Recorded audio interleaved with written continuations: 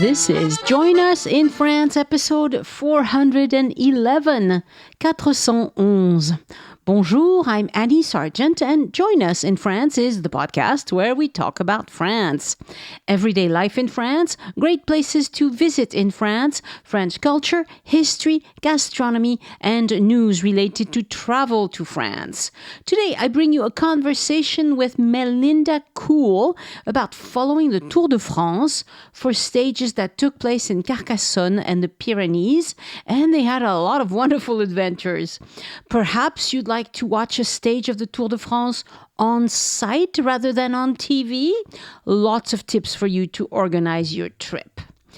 This podcast is supported by donors and listeners who buy my tours and services, including my itinerary consult service and my GPS self-guided tours of Paris on the Voice Map app.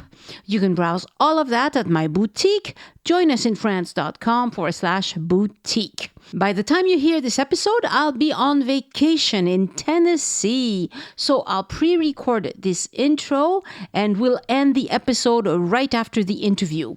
I do want to thank a few new donors and patrons without which this podcast would not exist. So a special shout out this week to new Patreon donors, Sally and Roberta Fomville, who wrote something really sweet that I want to share with you.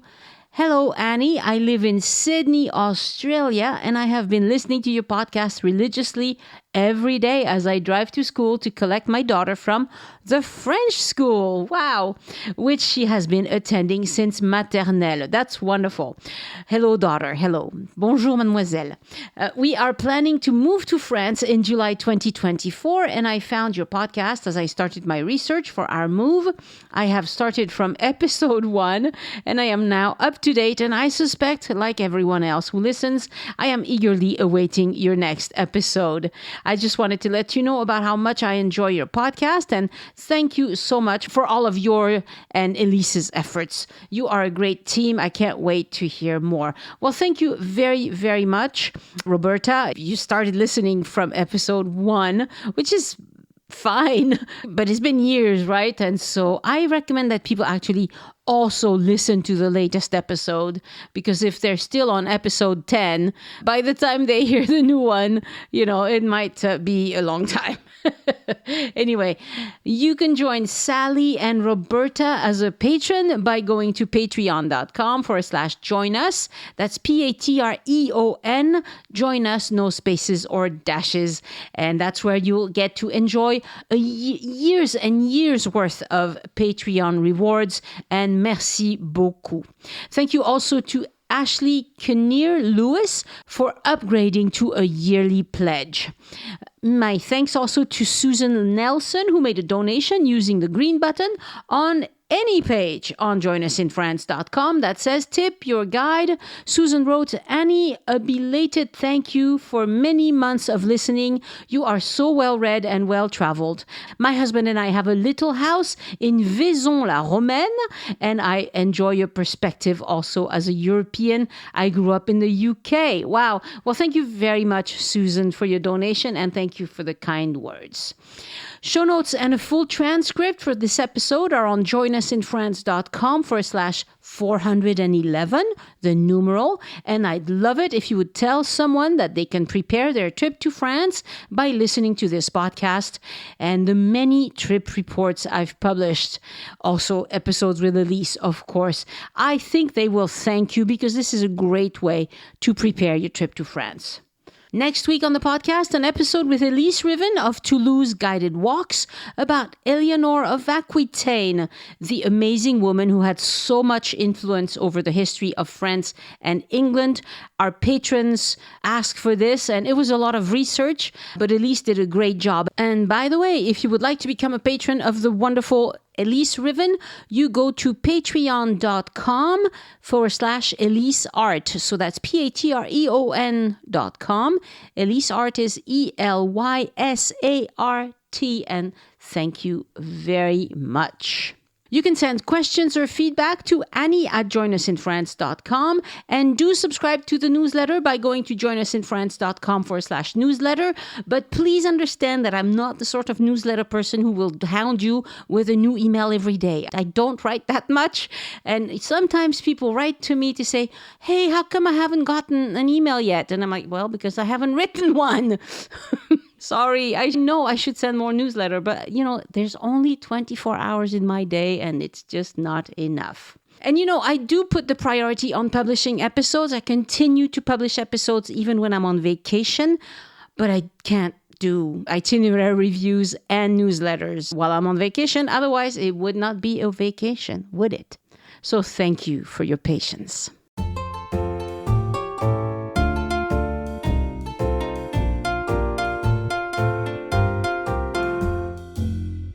Bonjour, Melinda and Sean, and welcome to Join Us in France. Bonjour, Annie. Bonjour.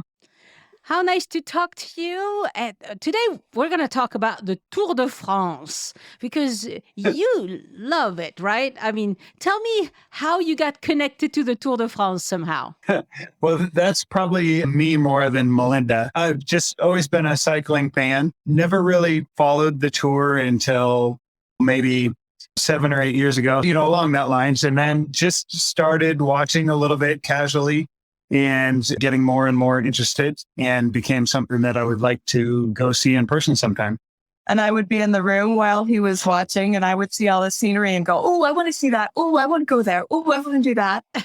So it's a great televised event, for sure. Yes, absolutely. Sure. So maybe that's where we need to start, is what's the difference between being there in person and watching it on TV?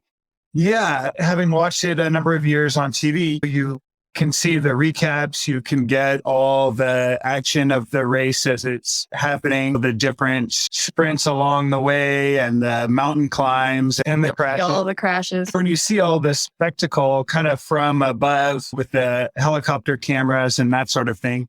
And in person, you're just in one location. So it's much more, it happens very quickly, depending on where you are in the race. It all goes by, the actual race goes by faster, but there's the spectacle of the crowds and the people, the buildup of the caravan coming by. You just see all the energy of the people that have come out to watch the race. And it's quite a production. And just to see everything that goes into it, all the people that are working on it, all the people that come out, and to think that they do this for a little over 3 weeks in a row. It's just crazy to think how you can move that through all of France in 3 weeks. Yeah, it's got to be a scheduling nightmare. I mean, I can't imagine. The logistics of it was just crazy to think about. You also don't get to meet any people while you're watching from TV. People are chatty, right? People who are sitting there waiting, because you're waiting for a long time, right? Yeah, we saw it in 3 different places. And the first day we were kind of by ourselves most of the time. And we didn't chat with anybody in Carcassonne too much, at least not where we sat to watch the actual race. But in Foix and I'm going to butcher this name, in Périgueux, up in the Pyrenees. Yeah, talked to people up there and it was great. But we can talk about that more later if you want to. Right. So, Périgueux. Well, the name Isaourt is bizarre, okay? I mean, it sounds like yaourt. Yeah, a lot of French at high school and a little bit in college. And I was like, I have never seen. Yeah, so at any rate, you went to Carcassonne. Everybody knows how to say that. Foix and Isaourt. These were the 3 stages that you followed. Well, no, actually, so the first one, the finish was in Carcassonne. Mm-hmm. And then the second, the finish was in Foix. And then the third stage, the finish was at Périgueux, or Station de Périgueux. But we stayed in Isaourt because in order to get to Foix and to get to Périgueux, and maybe we were thinking we would see yet another day, I wanted to be somewhere where it was about an hour's drive from each. I see. So you found somewhere central. Yes. Yeah. I see. I get it. And so did you rent an Airbnb or something? Yes, we do Airbnbs almost always when we vacation.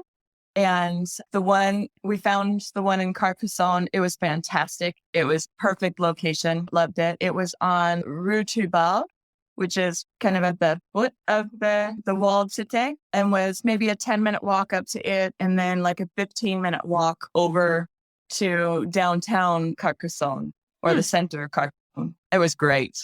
Fabulous Airbnb. We picked Carcassonne because the tour was coming in on the Sunday and arriving, and then they had a rest day in Carcassonne on the Monday. So all the tour and activity was happening, and then they left from Carcassonne on Tuesday. Yes. Right, because sometimes they actually fly somewhere else to start somewhere else. Yes. Yep, the fish in one location, pack everything up, start at a different location the next day. Yeah, and we had visions that on the Monday, there would be like some central location where all the cyclists could be, and we could go and we could see them, or we could talk to them, or we could watch them practicing on their bikes. And that was not the case at all. They had, at least not centrally located, they did have a little festival that they called, the tour. I can't remember what the name of it was, but it was a little like city block that you could go to. And that was more like for little kids to learn how to ride bikes, or maybe a couple of vendors or something there, but it wasn't at all what we were expecting. But you could see like the buses and the cars for several bike teams, and they would just be at whatever hotels they were staying at. Yeah. So they were parked from that one parking lot. There were a few of them, and we saw them, a few people out on bikes doing shakeout rides and that sort of thing. What are shakeout rides? Shakeout rides is just the team kind of gets together and they do like maybe an easy 20 miles at 30 miles an hour or however fast they go. But for them, it was an easy ride. Yeah. On their day, they don't just stop. They keep riding. Otherwise, their muscles will get too tight and sore. Oh, okay. I didn't know this. Yeah, high-end athletes never stop. Well, that's true. That's true. At that level, they are, they're in every day. Probably several times a day. So I think you mentioned that you rented some bikes in Carcassonne.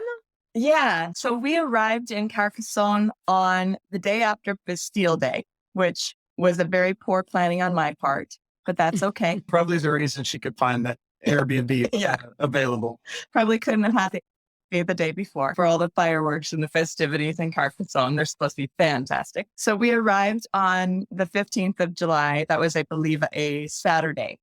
And we rented some bikes from Evedo Cycles. And the boys, our son was with us, and he's 18. And my husband, he's a little bit older. But anyway, they cycle and they're active. And they rented some gravel bikes.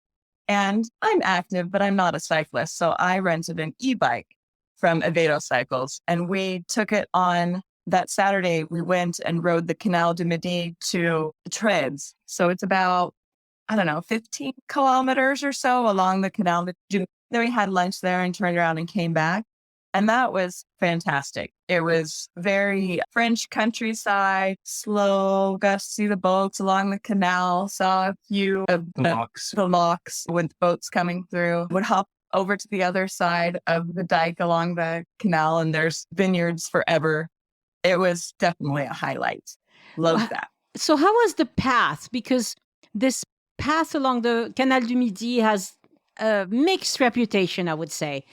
Between Carcassonne and Trèbes, was it decent? Yeah, it was very decent. I mean, I would not take a road bike on it. You need a gravel bike. A gravel bike is kind of halfway between a mountain bike and a road bike. Road bikes have very skinny tires. Yeah. And they probably pop your tire over and over. Yeah. Yeah. But the gravel bike, it was really good. It was pretty flat.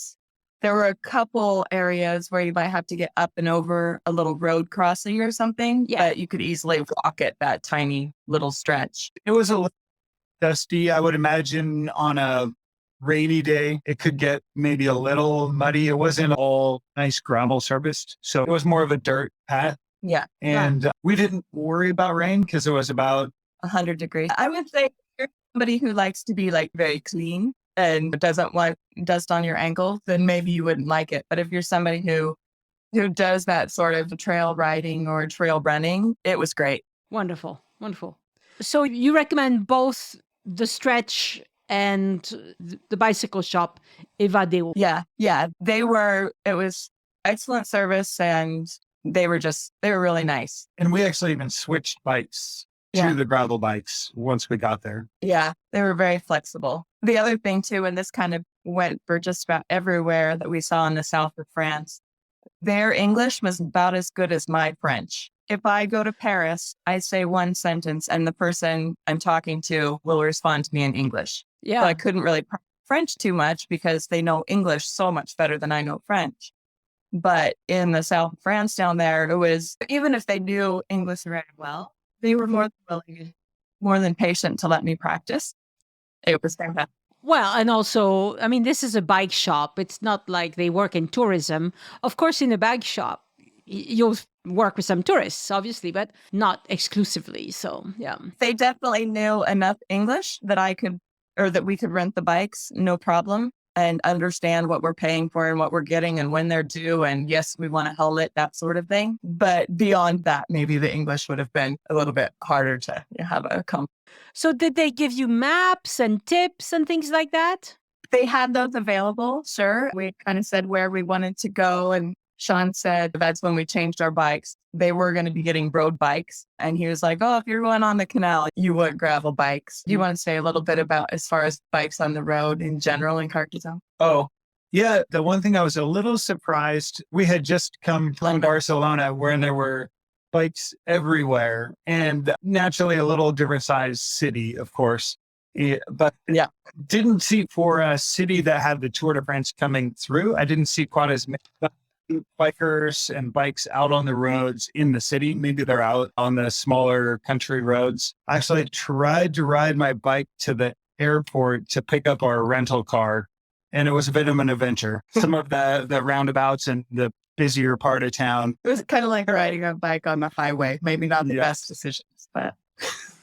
Yeah, I've been to the Carcassonne airport. I don't remember what the roads were like, but it didn't look like the kinds of roads where I would want to ride my bike. No. The city was not exceedingly clear of where you should ride if you were on a bike or not. So if you're a tourist trying to say, okay, how do I get to the airport? Yeah, don't follow those directions for a bicycle. Maybe the walking directions would be better. Yeah, the Google biking directions in France are definitely not great because I've tried several and sometimes I'm like, why are they bringing me here? Like, this is weird. I think if we had asked at the bike shop a few days before when we had rented them, they would have given us great directions. But we were waiting for a taxi at the train station. And it was, like Sean said, it was very hot. It was one of the heat waves. Mm-hmm. And standing there in the sun, he was saying, well, maybe I'll just ride the bike and I can pick it up. Or, yes, you do that. So, yeah, just for the moment. Well, it worked out, but not ideal. Yeah. So tell us about the restaurants that you tried in the Cité de Carcassonne, because that's always a problem for people since this is a touristy town. Where do you eat? Well, we went the first day that we got there because the Tour de France had not arrived yet. We figured, okay, let's go up to the walled city and we'll see what that's about. And so we went up, and I would say that the restaurant that we chose, it was probably one of the few disappointing experiences on the trip. The food was not that great. The service was not that great. I don't know if we want to say the name of the city. Yes, we do. We do. Okay, so that was Les Terrasses de la Cité. It was very busy, a lot of people there, but maybe it was the heat too, but it just felt like everybody was just really grumpy with you. It was not the best experience. Later, though, a couple days later for an evening dinner, we went to Le Plot. It was very good service, very good food. They were extremely busy too, but they had 2 servers working the garden area and they were working very well together, and it was a good restaurant. Also in Carcassonne Center, so away from the walled city, but down in the center of town, there's a very large courtyard center and restaurants all around it. And we probably ate at 3 or 4 of them. All of them were good food, good service. But as far as like names of which restaurants, none of them were ones you have to go to, but just that whole area, I would say eat in that area. Right. Because there's a lot activity and such. So, That happens a yeah. lot. Like in France, sometimes it's silly to recommend restaurants because one is almost like the other. I mean, it's more about the area than about the specific restaurant. Yeah, I totally get that. Yeah, the first night we were there, I think it was a Saturday night, we went down to Carcassonne Center and there was a concert going on. There were people dancing. It was just like this festival. And we thought, oh, this must be because of the Tour de France. And then looking into it a little bit more, it's like, no, they just do this for the month of August or the month of July. They just have these almost nightly concerts. And it was very French. It was neat. The other thing I liked about Carcassonne too, in comparison to Paris, we went to Paris in 2018, is everybody was just more relaxed. I mean, there was a lot of come as you are. Everybody's just relaxed. It was good. The pace of life is completely different in a city like Carcassonne and in a city like Paris. I felt like Carcassonne, I could live there. I could move there, live there. Hopefully my French would improve a little bit. That's wonderful. So you mentioned something that made me laugh about the foie gras, that you got too much. Oh, yes. So I love fromageries. Love them. That's my weakness. But there's one called La Ferme. And so there was a fancy cheese shop. It was fantastic. And just kind of told the gentleman I just want some local cheeses, kind of a variety. And he was like, how about some foie gras? I said, sure. He says, how many people? I said, 3. And he goes, okay, this is a good size. So I was like, okay. And I was just agreeing to whatever he said. And then we took all of our cheeses and, well, most of our cheeses and foie gras the next day when we were waiting for the tour. And before the caravan had come along, we were just eating our foie gras and our cheeses. And oh my gosh, I ate way too much. And I felt like I was out of the road. So about half as much foie gras would have been perfectly fine. Yeah. Well, see, this is the thing. They have an incentive to give you too much because you pay by the pound, obviously. So, Well, and that too, it's like once you open it, and especially if you're in that heat, you don't want to like put it aside. So you eat, you need to finish it. Yeah, this is not cheese and foie gras weather for the most part. It was too hot, especially not on the side of the road. Oh, no. Probably not cassoulet weather either. Right. It was cassoulet in this weather. So you enjoyed Boulangerie in Carcassonne? Yes. Oh, yes. So this one, it was, if we went from our Airbnb, which was on Rue Travail and in a touristy area, and you go over to where Emedo Cycles is, it was probably like a 15 to 20-minute walk, but you're definitely heading away from the tourist area. The Emedo Cycles was in more of an industrial area, but on the way, we saw this boulangerie and it had like one of those drive-up vending machines for the baguettes. Oh, yeah. And the morning that we were walking to get our bikes, there was this line and there were cars and it was just really busy. So did we stop there that morning and get something? Yeah, we stopped there that morning and just got a few croissants, that sort of thing. And I think we went back there like 3 times. And by the 3rd time we went back there, I think the employees were kind of looking at us and looking at each other going, tourists. I don't think we're regular there, but we loved it. Yeah. It definitely has a feel of just locals stopping in really fast to grab their the day's bread. That's good.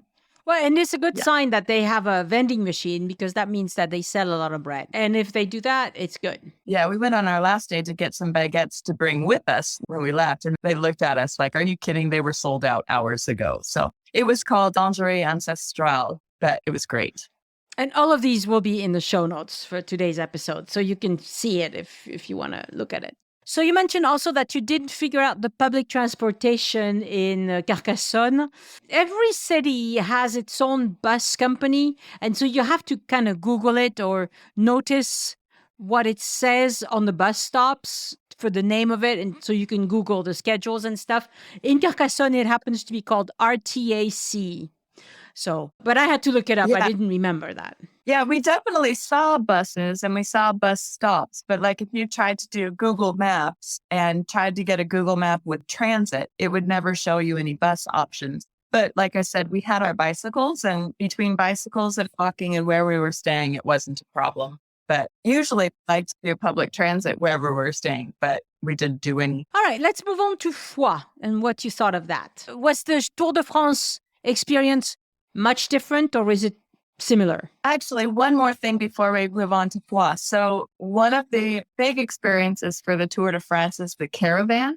Yeah. So this is not something you really see on television, although on television, you see a whole bunch of spectators on the side of the road wearing white shirts with red polka dots. Like probably half of the people are wearing these shirts. Yeah. And that is part of the caravan. The funny story, I sent a picture of the three of us in our shirts after we got them from the caravan to my boss at work. And she does not follow cycling at all. And she thought I made these shirts for our family. I did not make these shirts. I did not make them for half of France. So the sponsors of the tour, it's Leclerc is the sponsor, is one of the very big sponsors. And they do these shirts, just a white t-shirt, red polka dots. It's kind of a homage to the polka dot jersey, which means What's the King of the Mountains jersey?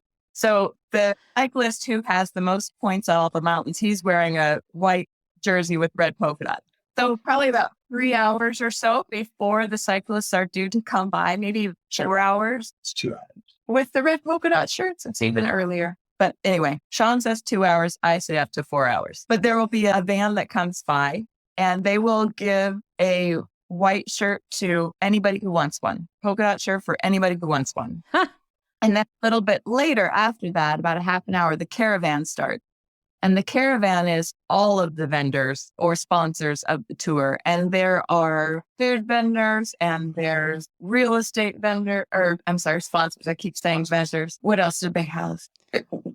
Stores, everything. And they just throw out hats and shirts and tea towels and drinks and food, keychains. We have so much stuff thrown at you. So that is definitely an experience of the Tour de France that you don't get by watching it on TV. That's true. One day you'll get plenty of stuff. If you're there in time to see it, you probably don't need 3 days worth of stuff. But people don't fight over these things, right? I mean, they just like, No, they do. Some of them do. They don't fight, but they're excited to get it and they rush to catch it or whatever. Yeah. But for the polka dot shirts, if you're there early enough, you don't have to rush. You just go and put your hand up that you want some, and they will stay there until they've given everybody who wants one. But things during the caravan, they're driving by fairly fast and they're just tossing things to the crowd. So there's a little bit more scuffling, but not fighting. I mean, nobody's like, I have seen those polka dot shirts all over France, by the way. So yes, they are all over. you think 21 days of this and how many they give out. I can't imagine how many of those shirts they make each year. It's got to be. And they're kind of spandex shirts, right? Oh, so the spandex shirts, tell them about that, the jerseys. Oh, the jerseys are a much tighter shirt. The giveaways are just a cotton t-shirt. Yeah. Yeah, but you can buy the jerseys at the start and finish line. There's usually a truck set up. If you want one for a specific team, you might want to visit one of the early stages of the tour. Yeah, we were like 17th, 18th, and 19th tour out of 15, 16, 17.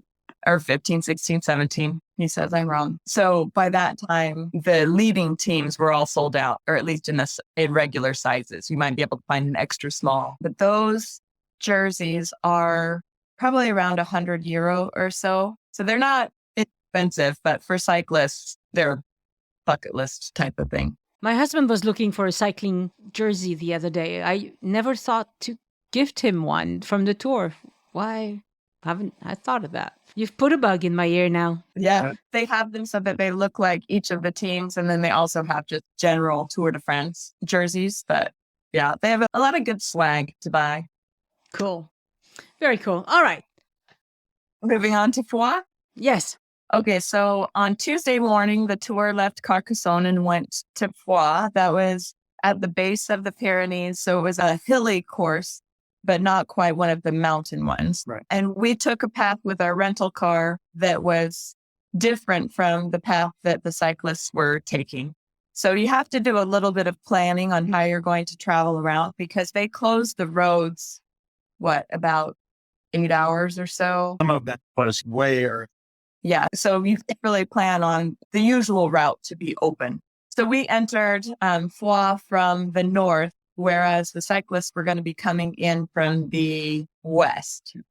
And that took a little bit of planning because Foix is a town that is it's in a bit of a valley, I believe, and it's locked in by like rivers and only 2 or 3 roads in. And several of those were going to be closed from the tour. So we had to make sure we got there by, I think, 10:30 in the morning. And the cyclists weren't going to be arriving until probably, what time do you think? Oh, 5.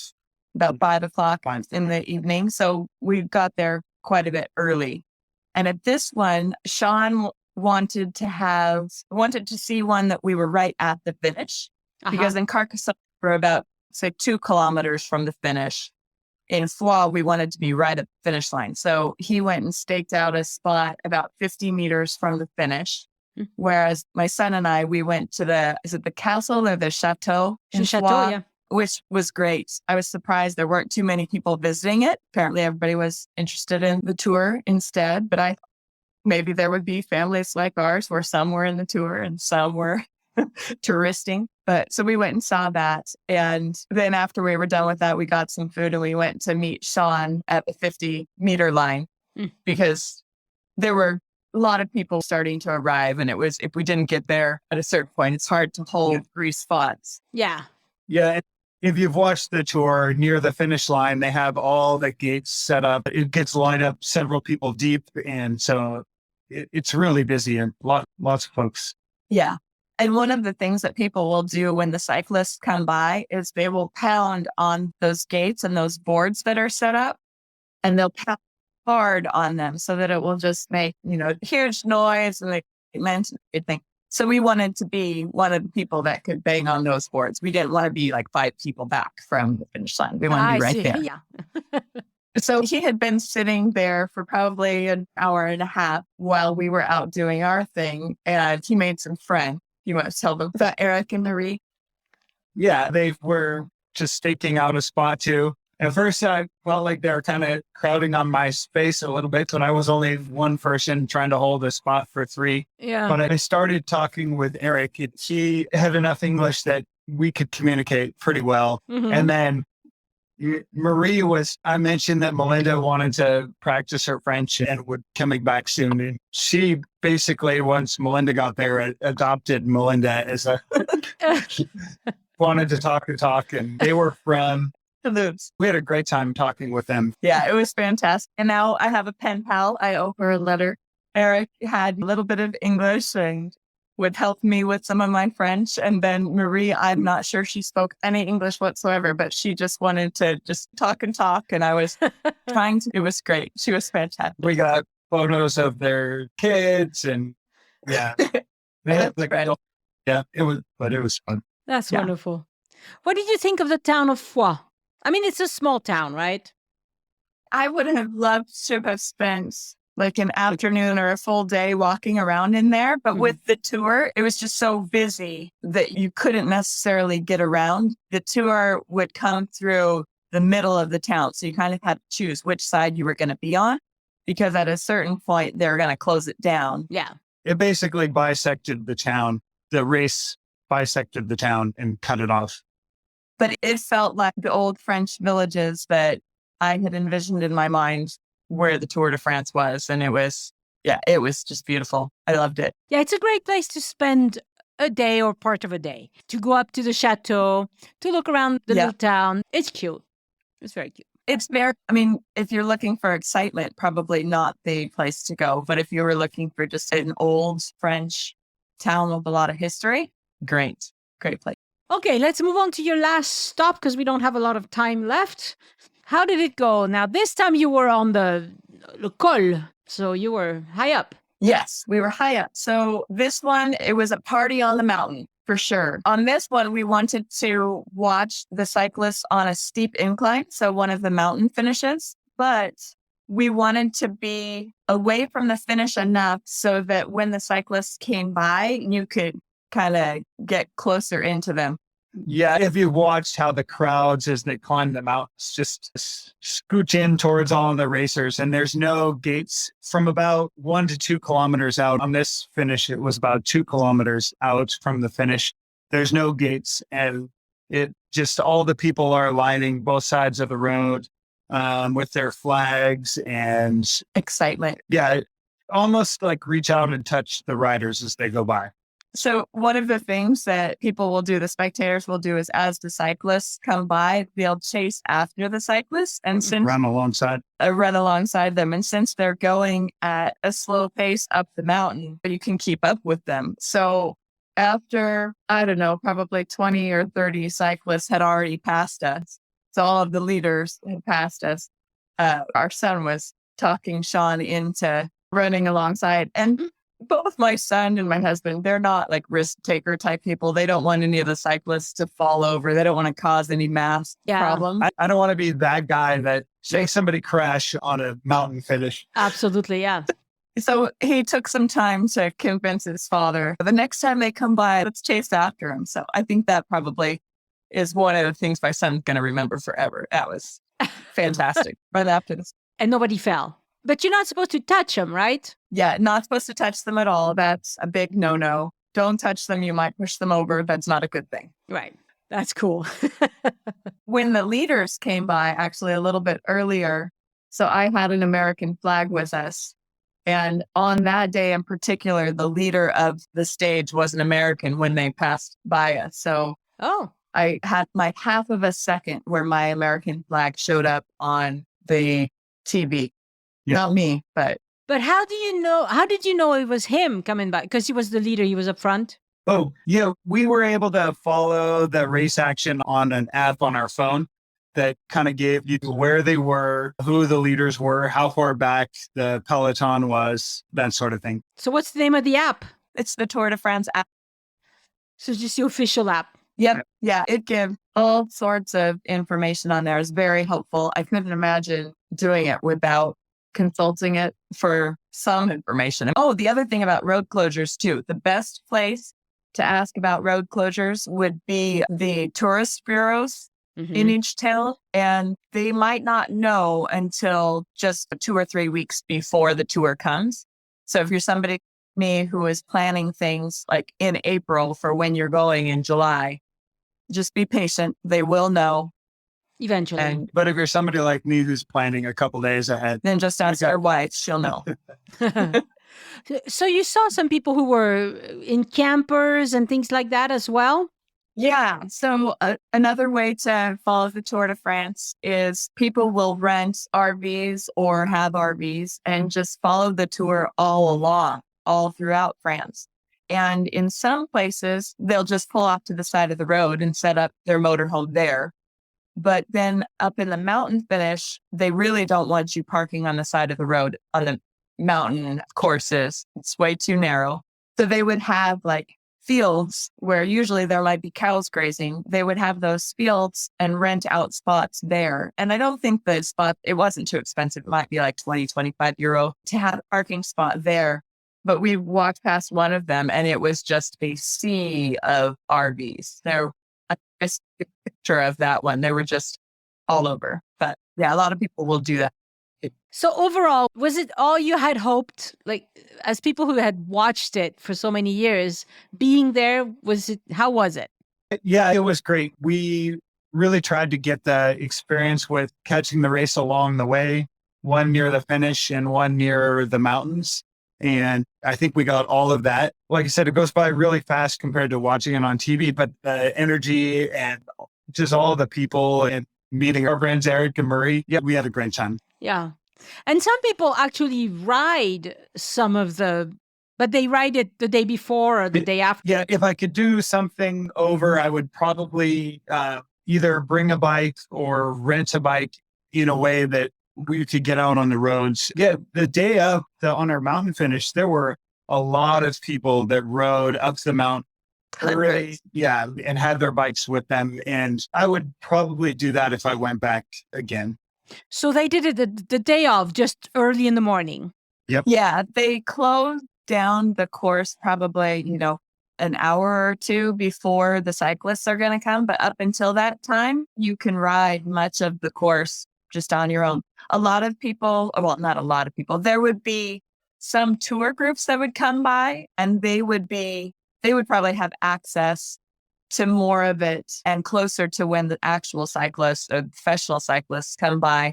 Those trips can be very expensive, but they also looked like they were very well supported. They had a band that would carry extra bikes for them and water and all that. And they all were wearing like the same kit, the same outfits. So if you wanted to do that, definitely a way to do it. That'll probably cost you some dollars. But a bunch of people would just bring their bike over as a piece of luggage and do it on their own. So it's open to all sorts of people. I mean, anybody can do it. Yeah, as a matter of fact, I'm planning on another episode with people who did the same sort of thing you did, but it was around the Alps and they did bring their own bikes. Yeah, we had spent a week in Spain before, so it was kind of difficult. How are we going to do it? If we did it again, bringing a bike is not as hard as we expected that it would be.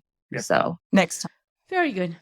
Well, Melinda and Sean, thank you so much. It's been wonderful to talk to you about this because I live right in the middle of all of this and I have never gone to as much trouble as you have. So that shows that you're a fan and I'm like, I enjoy it. I mean, honestly, on TV, I mostly watch the tour because of the shots and the historical stuff and what have you. So, yeah, it's beautiful. Yeah, one of the things too to mention is that they tell what the tour route is going to be for the following year, sometime in October-ish. Yeah. So if people are planning for next summer, don't use this year's course. It changes every year. Yes. Thank you so much, Melinda and Sean. And well, hopefully you'll come back and bring your own bikes next time. Yeah. Oh, bien sûr. Merci. Merci. Au revoir. Au revoir.